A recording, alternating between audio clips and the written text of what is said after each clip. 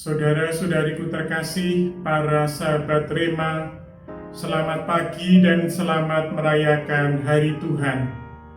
Hari ini Minggu Biasa yang ke-21, sebagai inspirasi rohani, saya ingin mengambil dari bacaan pertama dari kitab Yosua dan bacaan kedua dari surat Paulus kepada jemaat di Efesus.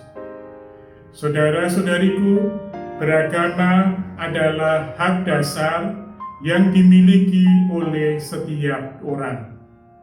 Hak dasar ini dijamin di dalam Undang-Undang Dasar 1945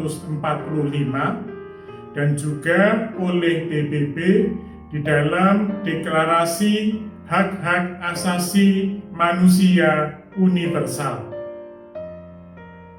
Berdasarkan pengakuan ini, kita kemudian juga bisa meneruskan bahwa berpindah agama pun adalah sesuatu yang tidak bisa dilarang. Kendati demikian, kita bisa menyaksikan bahwa kenyataan seringkali berkata lain. Kita mendengar, membaca, atau bahkan melihat bagaimana seseorang dipersekusi karena meninggalkan keyakinannya yang lama. Dan yang lebih menyedihkan lagi adalah bahwa aparat keamanan seolah-olah tidak berdaya menghadapi persekusi itu. Atau kita juga mendengar bagaimana seseorang didiamkan atau bahkan diasingkan karena ia meninggalkan imannya. Saudara-saudariku, kita bisa bertanya, sikap apa yang perlu kita miliki seandainya ada umat Kristiani meninggalkan imannya? Mengacu pada bacaan pertama dari kitab Yosua dan juga dari bacaan kedua dari surat Paulus pada jemaat di Efesus, kita bisa menemukan prinsip-prinsip itu. Prinsip yang pertama adalah kita diajak untuk menyapa pada kebebasan yang dimiliki oleh setiap orang.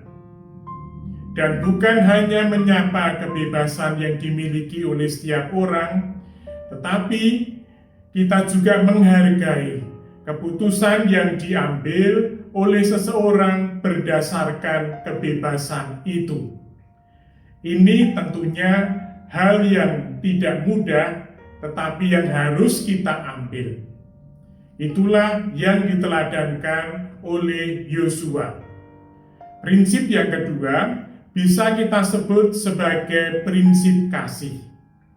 Seandainya ada seorang Kristen meninggalkan keyakinannya, entah karena alasan apapun, kita tidak boleh mendiamkan dia atau bahkan mengasingkannya. Dalam semangat kasih, kita tetap perlu menerima dia dan memperlakukan dia sebagai saudara. Saudara-saudariku terkasih, kenyataan seseorang berpindah haluan menyadarkan kita semua akan pentingnya pendidikan iman yang sepantasnya bagi generasi muda kita. Kita tidak boleh acuh tak acuh. Kita perlu memperkenalkan iman itu sejak dini. Dan bukan hanya itu, kita perlu menginisiasi generasi muda kita sejak dini dengan praktek-praktek iman.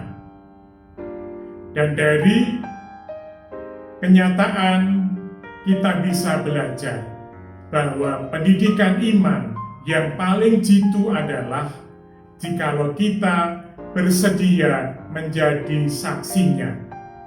Jikalau iman bukan hanya dikatakan, tetapi dihidupi di dalam realita hidup sehari-hari.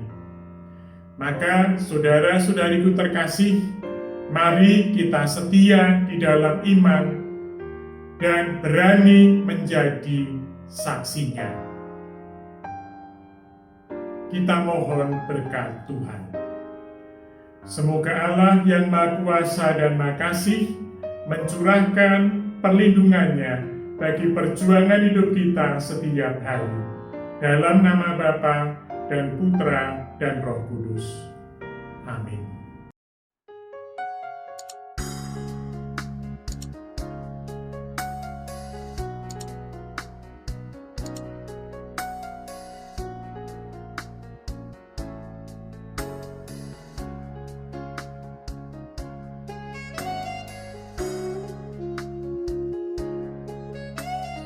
Sahabat Rema, sampai jumpa dalam program berikutnya.